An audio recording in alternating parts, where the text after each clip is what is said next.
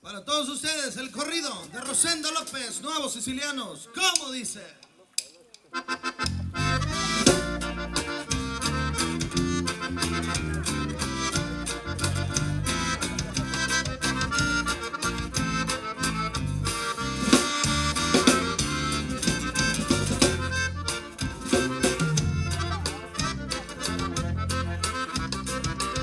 Búsquenme ese bajo sexto para afinarle las cuerdas. Quiero entonar el corrido del dueño de esa guitarra. El día 7 de julio, ahí la dejó abandonada. Tristes las horas pasaban cuando un celular sonaba y Chendo no contestaba, pues estaba encajuelado, torturado y esposado por Caipine lo encontraron.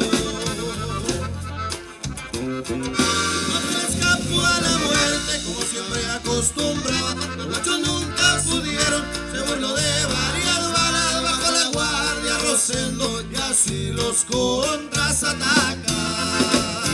Como dice los sicilianos.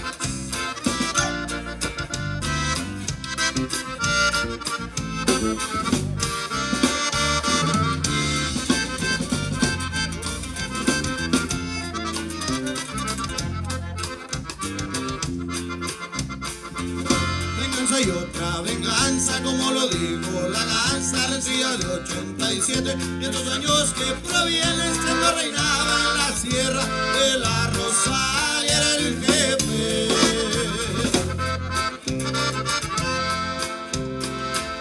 Se despidió de la sierra de la Rosalia en su gente y ahí a por Canutillo ya le escoltaba la muerte, el viento lo levantó y él fue y acabó con su suerte.